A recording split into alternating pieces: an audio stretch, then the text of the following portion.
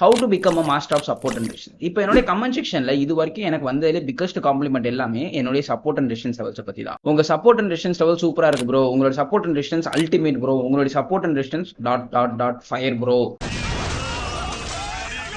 So இந்த அளவுக்கு அக்யூரேட்டான சப்போர்ட் அண்ட் ரெசிஸ்டன்ஸ் பாயிண்ட்ஸை மார்க் பண்ணுறதுக்கு நான் யூஸ் பண்ணுற ட்ரிக் என்ன, அண்ட் அதையும் தாண்டி இந்த மாதிரி சப்போர்ட் அண்ட் ரெசிஸ்டன்ஸ் பாயிண்ட் வச்சுட்டு எப்படி நம்ம லைவ் மார்க்கெட்ஸில் ட்ரேட் பண்ணுறது, இந்த மாதிரியான எல்லா விஷயங்களை பற்றியும் இந்த வீடியோவில் பார்க்க போகிறோம்.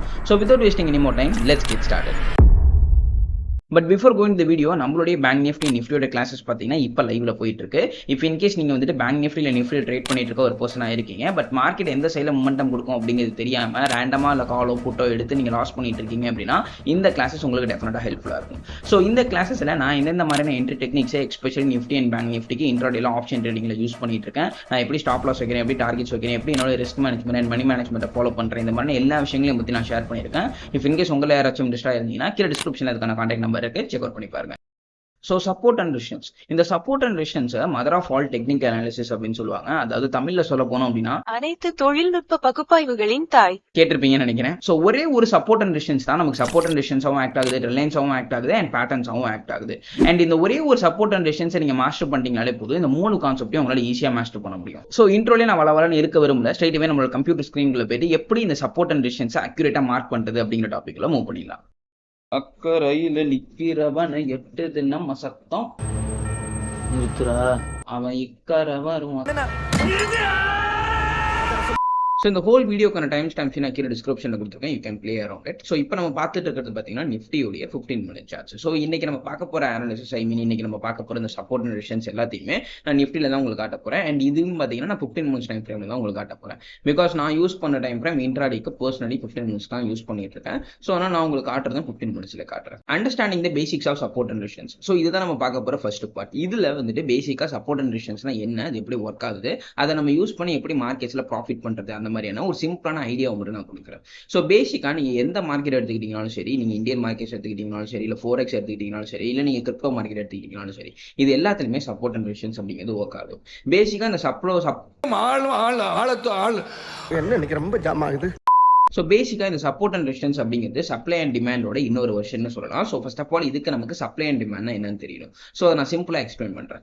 இப்போ லெட்ஸ் ஃபார் எக்ஸாம்பிளுக்கு நிஃப்டியாக இருக்கட்டும் இல்லை பேங்க் நிஃப்டியாக இருக்கட்டும், ஏதோ ஒரு மார்க்கெட் நமக்கு அப்பர் சைடில் மொமெண்டம் கொடுத்துட்டு இருக்கு அப்படின்னு சொல்லி வச்சுக்கலாம். இங்கே இருக்கிற பாயிண்ட்லேருந்து இங்கே இருந்து ஒரு அப்பர் சைடு மொமெண்டம் போயிட்டு இருக்கு. ஸோ இந்த அப்பர் சைடு மொமெண்டம் போகுது அப்படின்னா அந்த இடத்துல டிமாண்ட் உங்களுக்கு அதிகமாக இருக்குன்னு அர்த்தம். மார்க்கெட்ஸில் அந்த பாயிண்ட்ஸில் டிமாண்ட் கிரியேட் ஆகுது.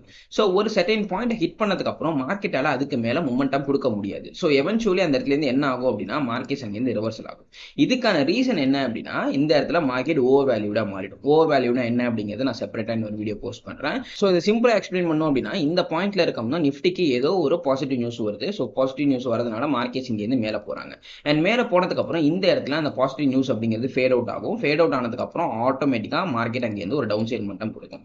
ஸோ இந்த மாதிரி ஏறிக்கிட்டே இருக்கிற ஒரு மார்க்கெட் எந்த பாயிண்ட்ல திரும்புதோ அந்த பாயிண்ட்டை நம்மளுடைய ரெசிஸ்டன்ஸ் பாயிண்ட் அப்படின்னு சொல்லி மென்ஷன் பண்ணுவோம். அதே மாதிரி இறங்கிட்டே இருக்கிற மார்க்கெட் ஒரு செர்டைன் பாயிண்ட்டுக்கு மேலே அப்பர் சைடில் திரும்பும். ஸோ இந்த பாயிண்ட்டை நம்ம சப்போர்ட் பாயிண்ட் சொல்லி மென்ஷன் பண்ணுவோம். ஸோ பேசிக்கா இதை எக்ஸ்பிளைன் பண்ணோம் அப்படின்னா மார்க்கெட்ஸ் ஆல்ரெடி எக்ஸிஸ்டிங்கா ஒரு ட்ரெண்ட்ல இருக்காங்க. அந்த ட்ரெண்டுக்கு ஆப்போசிட் சைடு ஒரு சின்ன டவுன் சைடு மட்டமோ இல்ல அப்பர் சைடு மட்டமோ கொடுக்குது அப்படின்னா அந்த பாயிண்ட்டை நம்ம வந்து சப்போர்ட் பாயிண்ட் இல்ல ரெசிஸ்டன்ஸ் பாயிண்ட் சொல்லுவோம்.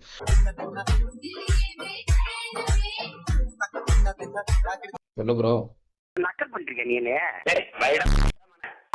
நான் முன்னாடியே சொன்ன மாதிரி இது வந்து நிஃப்டியோடைய 15 மினிட்ஸ் ஆச்சு. இப்போ லெட்ஸ் சே ஃபார் எக்ஸாம்பிளுக்கு மார்க்கெட்ஸ் பார்த்தீங்கன்னா இங்கே இருந்து ஒரு அப்பர் சைடு மட்டும் கொடுக்குறாங்க. ஸோ இங்கே இருந்து பார்த்தீங்கன்னா ஸ்ட்ரைட்டாகவே ஒரு அப்பர் சைடு மட்டும் அப்படிங்கிறது இருக்கு.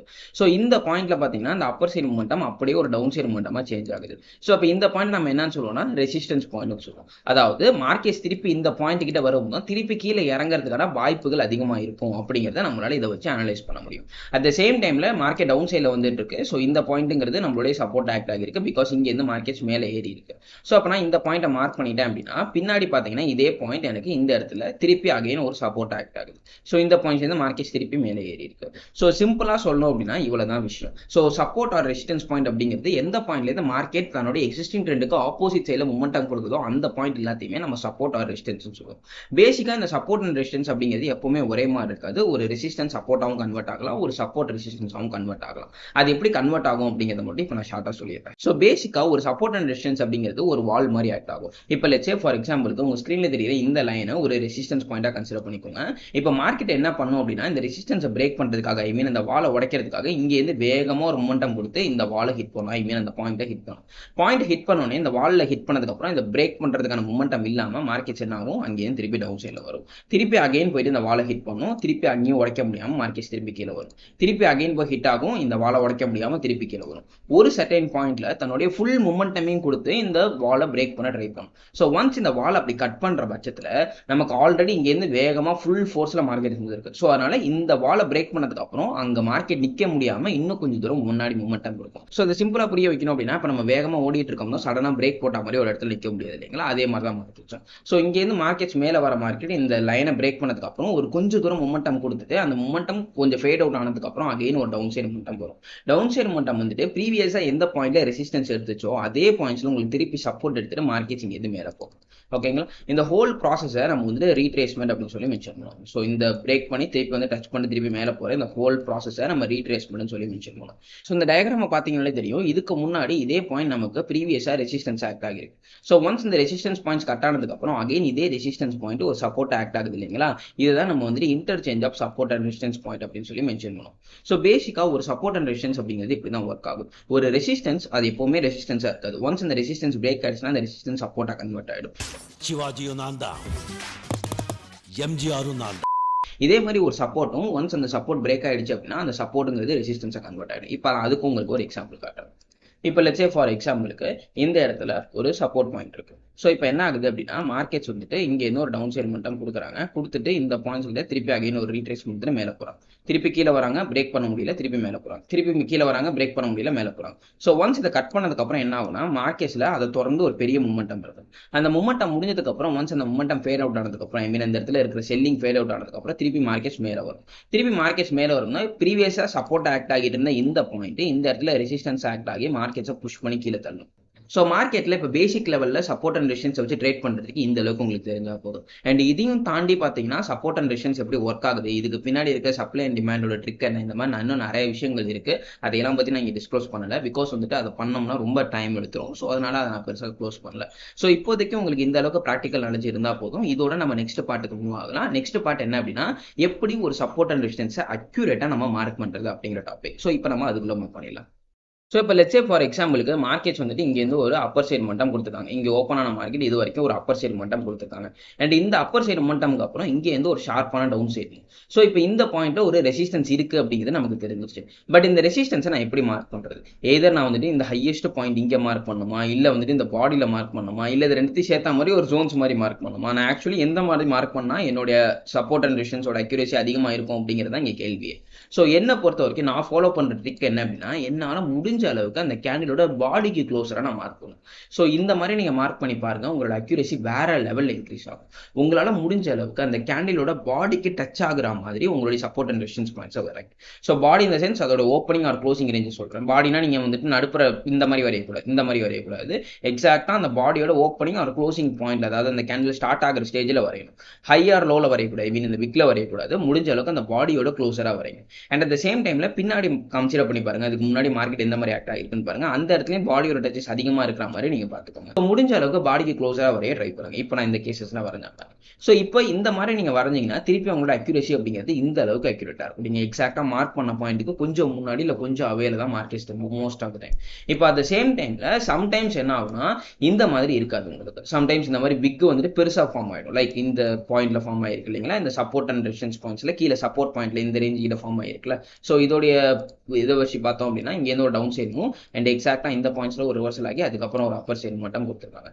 ஸோ இப்போ இந்த இடத்துல பார்த்தீங்கன்னா அன்லைக்லி நம்ம முன்னாடி பார்த்த மாதிரி இந்த இடத்துல பிக்கு கொஞ்சம் பெருசா இருக்கு. ஸோ இந்த இடத்துல பிக்கு பெருசா இருக்கிறதுனால இதுக்கு ஏற்ற மாதிரி நம்ம வந்துட்டு வேற ஒரு பிளானை பண்ணணும். ஸோ இது எப்படி பண்ணணும் அப்படின்னா சிம்பிளி வந்துட்டு ஃபர்ஸ்ட் எடுத்த உடனே பாடிக்கு க்ளோஸரா மார்க் பண்ணிக்கோங்க. அதாவது இந்த மாதிரி மார்க் பண்ணிக்கோங்க. ஓகேங்களா? ஸோ இந்த மாதிரி மார்க் பண்ணிட்டு எக்ஸாக்டா பாடிக்கு க்ளோஸரா மார்க் பண்ணிக்கோங்க, ரொம்ப அவையில வேண்டாம். ஸோ இந்த மாதிரி மார்க் பண்ணிக்கோங்க. அட் சேம் டைம்ல இந்த விக் எண்ட் ஆகிற பாயிண்ட் இதையும் மார்க் பண்ணிக்கோங்க.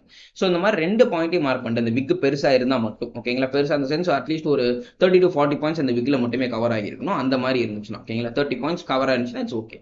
ஸோ இந்த மாதிரி 30 பாயிண்ட்ஸ்க்கு மேல ஒரு விக் மட்டுமே ஃபார்மேஷன் இருந்துச்சு அப்படின்னா நம்ம ஒரு ஃபேக் அவுட்டாவே கன்சிடர் பண்ணிக்கலாம்.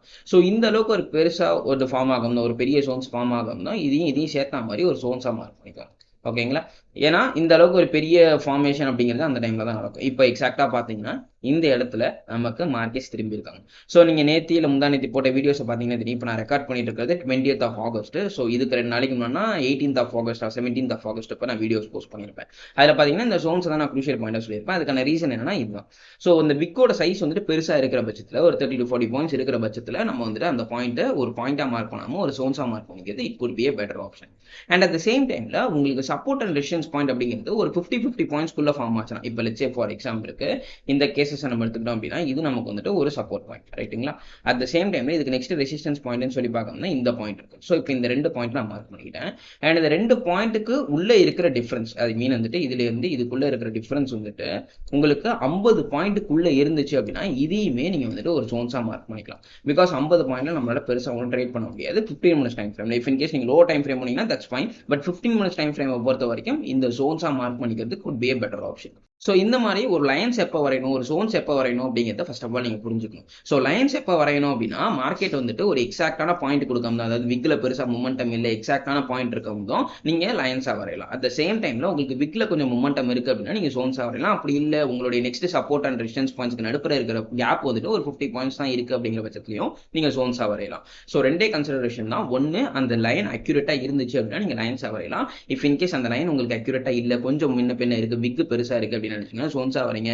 இல்ல உங்களுடைய ஒரு சப்போர்ட் பாயிண்ட்டுக்கும் இன்னொரு சப்போர்ட் பாயிண்ட்டுக்கும் இல்ல ஒரு ரெசிஸ்டன்ஸ் பாயிண்ட்டுக்கும் இன்னொரு ரெசிஸ்டன்ஸ் பாயிண்ட்ஸ்க்கும் நடுப்புற இருக்கிற கேப் வந்துட்டு ஒரு 50 பாயிண்ட்ஸ்க்குள்ள இருக்கு அப்படிங்கிற பட்சத்திலையும் நீங்க வந்துட்டு ஜோன்ஸா வரையலாம். ஸோ இப்போ நம்ம ரொம்ப ரொம்ப ரொம்ப இம்பார்ட்டன்டான ஒரு டாபிக்ல மூவ் பண்ண போறோம். எப்படி இந்த சப்போர்ட் அண்ட் ரெசிஸ்டன்ஸை வச்சு ஆக்சுவலி மார்க்கெட்ஸ்ல ட்ரேட் பண்றது அப்படிங்கிற டாபிக்ல மூவ் பண்ணிடலாம். பட் என்னன்னா அதை நம்ம நெக்ஸ்ட் வீடியோல பார்க்கலாம். பிகாஸ் இந்த வீடியோவே கிட்டத்தட்ட ஒரு 20 மினிட்ஸ் கிட்ட ரெக்கார்ட் ஆயிட்டு இருக்கு. இப்போ கேமரா பார்த்தீங்கன்னா 20 மினிட்ஸ் கிட்ட ரெக்கார்ட் ஆயிட்டு இருக்கு. ஸோ இது எப்படி நான் எடிட்டிங்ல கட் பண்ணி எடுக்கிறதுக்கு ஒரு 12 13 நிமிஷம் ஆயிடும். இதுக்கு மேலே நான் அந்த வீடியோ எக்ஸ்டெண்ட் பண்ணேன் அப்படின்னா கிட்டத்தட்ட ஒரு 1/2 மணி நேரம் பாட்காஸ்ட் மாதிரி ஆயிடும். ஸோ அதனால இதை நான் செப்பரேட்டா நெக்ஸ்ட் வீடியோஸ்ல அப்லோட் பண்றேன். ஆக்சுவலி இதை நான் ஷூட் பண்ணிட்டேன். பட் ஆனால் இதை நான் நெக்ஸ்ட் வீடியோஸ்ல அப்லோட் பண்றேன். அதுக்கான ரீசன் இதுதான். ஸோ பேசிக்கா அந்த வீடியோட லென்த் அதிகமாக போச்சு அப்படின்னா யாரும் பார்க்க மாட்டாங்க. ஸோ நான் வீடியோ லென்த் கம்மியாக வச்சுட்டு முடிஞ்ச அளவுக்கு இன்ட்ரெஸ்டிங்கான ஸ்டஃப் நான் சொல்லியிருக்கேன். ஸோ பார்ட் 2 வீடியோ நீங்கள் பார்க்கணும் அப்படின்னு நினைச்சீங்க அப்படின்னா இந்த வீடியோக்கு லைக் தட்டி விட்டுட்டு கமெண்ட் செக்ஷனில் மென்ஷன் பண்ணுங்க. ஸோ டெஃபினட்டாக நான் பார்ட் 2 நெக்ஸ்ட் வீக்கோ இல்லை அதுக்கு அடுத்த வீக்கோ போஸ்ட் பண்ண ட்ரை பண்ணுறேன். ஸோ எப்படி நம்ம வந்துட்டு ஒரு ஃபேக் அவுட்டுக்கு ஒரு பிரேக் அவுட்டுக்கு வித்தியாசத்தை கண்டுபிடிக்கலாம் அப்படின்னா இப்போ நான் சொல்கிறேன் இந்த பாயிண்ட் வச்சு ஒரு பிரேக் அவுட்டுக்கு ஃபேக் அவுட்டுக்கு இருக்கிற வித்தியாசம் எப்போ நம்ம வந்துட்டு ஒரு support or resistance point break out ஆயிடுச்சுங்கிறது நம்ம கன்ஃபார்ம் பண்ணுறது. இப்போ நிறைய பேர் என்கிட்ட கேட்பாங்க இந்த பாயிண்ட் கட் ஆயிடுச்சுங்கிறத நம்ம எப்படி கன்ஃபார்ம் பண்ணுறதுன்னு சொல்லிட்டு அதுக்கு இருக்கிற ஒரே வழி இது.